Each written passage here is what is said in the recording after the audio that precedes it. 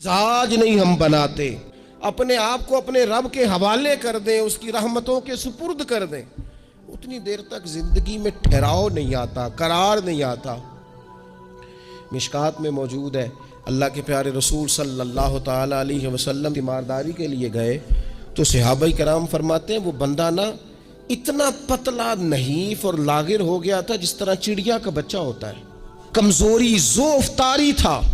تو محبوب کریم نے اسے دیکھا تو بڑے کریمانہ انداز میں کریم فرمانے لگے، تو کوئی دعا نہیں مانگتا، تو عافیت نہیں مانگتا اللہ سے؟ عرض کی یا رسول اللہ صلی اللہ تعالی علیہ وسلم، میں نے اپنے رب کی بارگاہ میں عرض کی ہے مالک قیامت کا عذاب بڑا سخت ہے، میں نہیں برداشت کر سکتا، تو نے اگر مجھے کوئی سزا دینی ہے تو یہیں دے لے، قیامت کو نہ دینا۔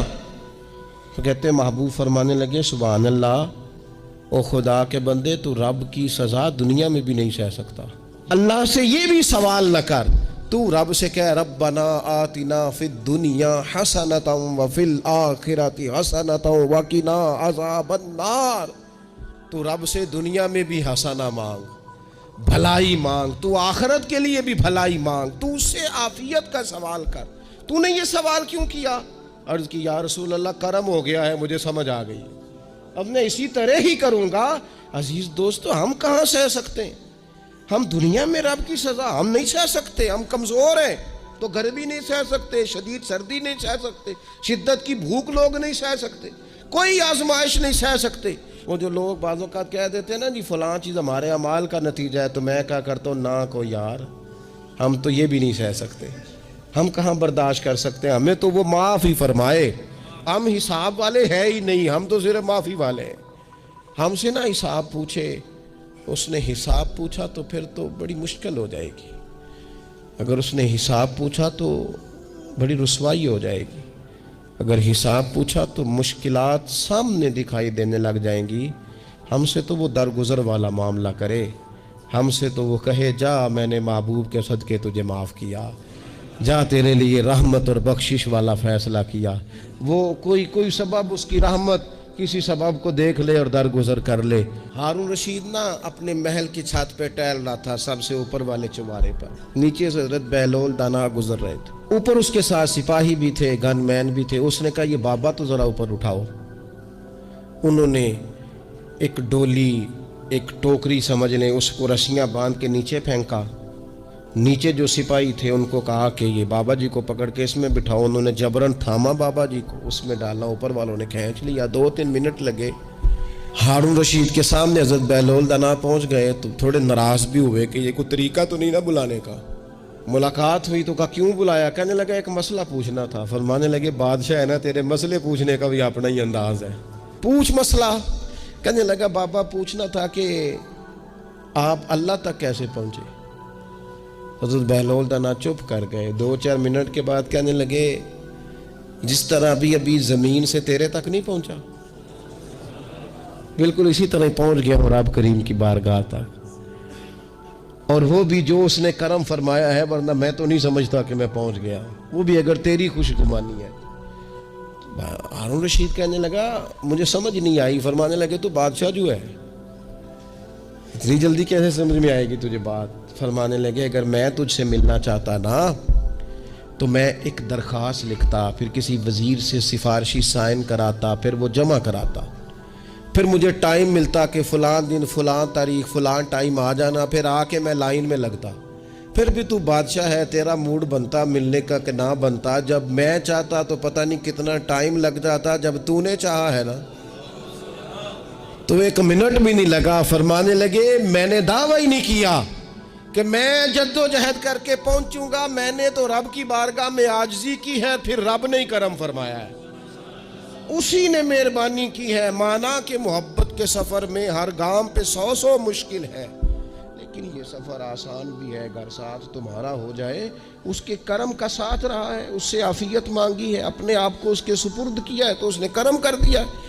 ہم اگر اپنے مالک کی طرف رجحان کریں اور اللہ نے جو ہمیں شعور دیا ہے اس شعور کو لے کر اللہ کی بارگاہ کی طرف بڑھیں، آپ یقین کریں کعبۃ اللہ میں جا کر بھی، بیت اللہ شریف کا طواف کر کے بھی حجر اسود کے بوسے کے بعد بھی، مقام ابراہیم پر نفل پڑھنے کے بعد بھی، حتیٰ کہ نبی اکرم صلی اللہ علیہ وسلم کی بارگاہ عالی مرتبت کی حاضری کے دوران بھی الا ماشاء اللہ لوگ دنیا ہی مانگتے رہتے ہیں۔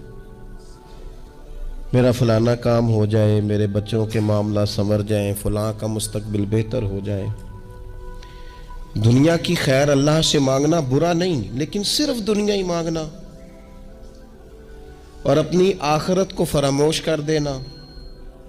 اللہ فرماتے ہیں وَالْآخِرَةُ خَيْرٌ وَأَبْقَىٰ، آخرت تمہارے لیے بہتر بھی ہے اور ہمیشہ باقی رہنے والی بھی ہے۔ قرآن مجید نے سورہ بقرہ کے اندر قریش مکہ کی اس عادت کا ذکر کیا ہے۔ فرمایا جب وہ حج کرتے تو ان کا طریقہ یہ تھا کہ وَمِنَ النَّاسِ مَن يَقُولُ رَبَّنَا آتِنَا فِي الدُّنْيَا، ان میں سے کچھ لوگ یہ کہا کرتے تھے کہ یا اللہ ہمیں دنیا عطا کر دے، ہمیں دنیا دے دے۔ رب فرماتا ہے وَمَا لَهُ فِي الْآخِرَةِ مِنْ خَلَاقٍ، ان لوگوں کا آخرت میں کوئی حصہ نہیں۔ مانگی بھی ہے تو صرف دنیا، حج کر کے بھی دنیا، اللہ کے گھر جا کے بھی دنیا، شیخ کا بیعت ہو کے بھی دنیا، دینی محفل سے مراد بھی یہ، دینی اجتماعات کر کے بھی، دینی مدارس قائم کر کے بھی، خانقاہ کا مسجد کا ماحول بنا کے بھی، اس سے بھی مطالبہ فقط دنیا کا۔ ان کفار کی اس عادت کو ذکر کر کے ہمیں سمجھایا گیا کہ جو فقط دنیا مانگتا ہے اس کا آخرت میں کوئی حصہ، اور فرمایا کچھ لوگ ایسے ہیں وَمِنْهُمْ مَنْ يَقُولُ رَبَّنَا آتِنَا فِي الدُّنْيَا حَسَنَةً، اچھا انہوں نے دنیا بھی مانگی تو صرف دنیا مانگی، حسنہ نہیں مانگی۔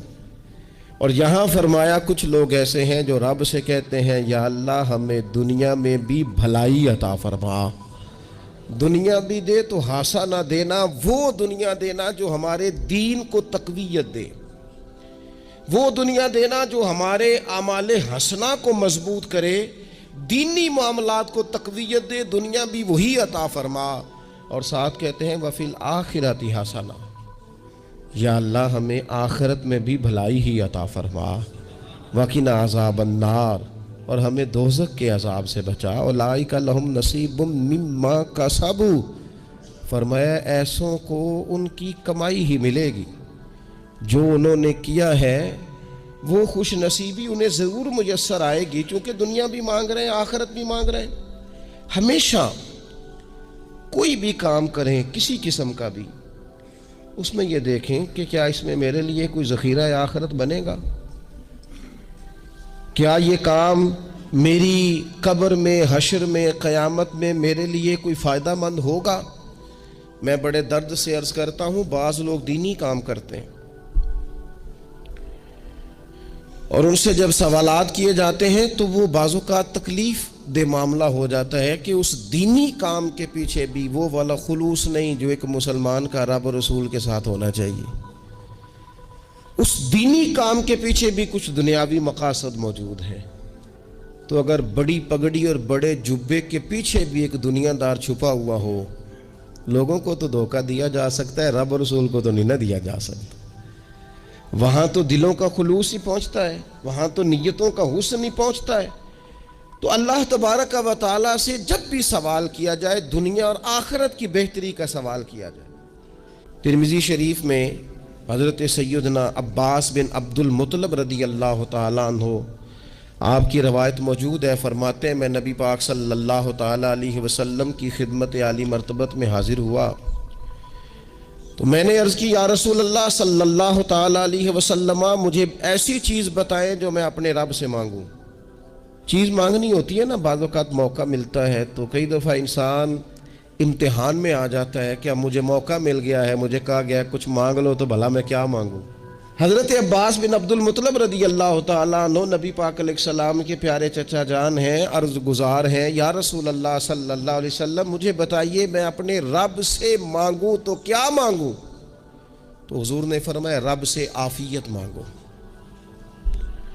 کہتے میں کچھ دن رکا، کچھ دنوں کے بعد پھر حاضر بارگاہ ہوا اور عرض کی یا رسول اللہ صلی اللہ تعالی علیہ وسلم مجھے بتائیے میں اپنے مالک سے مانگوں تو کیا مانگوں؟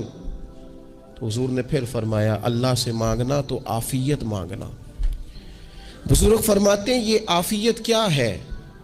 عافیت یہ ہے کہ یا اللہ ظاہری پریشانیاں، باطنی پریشانیاں، اے اللہ ظاہر کے میل کچیل بھی دور ہو جائیں، باطن کے بھی دور ہو جائیں، اے اللہ ہر معاملے میں، ہر آزمائش میں، ہر دکھ میں ہمیں تیری پناہ نصیب ہو جائے۔ یہ عافیت ہے۔ اور صوفیہ کرام فرماتے ہیں عافیت سے بڑی نعمت کوئی نہیں اگر کسی کو میسر آئے تو، عافیت سے بڑا حسن کوئی نہیں اگر کسی شخص کو یہ نصیب ہو جائے۔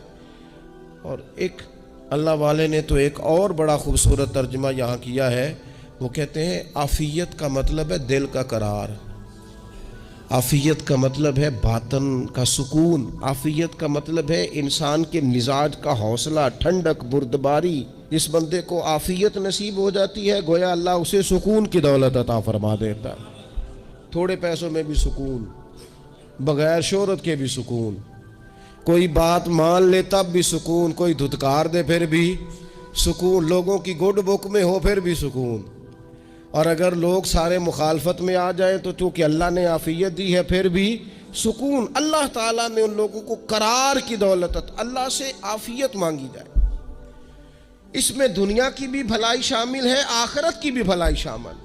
نبی اکرم صلی اللہ تعالیٰ علیہ وسلم توجہ دلاتے کہ اللہ سے تم عافیت مانگو۔ وہ قرآن مجید کی آیت کا ترجمہ کرتے ہیں نا اعلیٰ حضرت اہدنا الصراط المستقیم، یا اللہ ہمیں سیدھی راہ پہ چلا۔ بہت سارے مفسرین نے کہا اے اللہ ہمیں سیدھا راستہ دکھا، فرماتے ہیں اے اللہ ہمیں سیدھی راہ پر چلا۔ تو کسی نے کہا حضور یہ چلا اور دکھا میں کیا فرق ہے؟ فرمانے لگے دکھانے کا مطلب یہ ہوتا ہے کہ کسی نے پوچھا میں نے گجرانوالہ جانا ہے، تو دکھانا یہ ہے کہ اسے کہا یہاں سے باہر نکلو، روڈ پہ چڑھ جاؤ، سیدھے جاؤ گے، ایک پول آئے گا اسے کراس کرنا، نیچے اترنا، وہاں سے شہر شروع ہو جائے گا۔ پھر اس نے اگر کوئی اندرونی جگہ شہر کی پوچھ لی تو اس کو کہا کہ رائٹ ہو جانا، پھر لیفٹ ہو جانا، پھر آگے کسی سے مزید۔ یہ ہے راستہ دکھانا، اور ایک ہے چلانا۔ اس نے کہا میں نے گجرانوالہ جانا ہے، تو اس نے کہا ساتھ بیٹھنا میری گاڑی پہ، جہاں تو نے جانا ہے میں چھوڑ کے آتا ہوں۔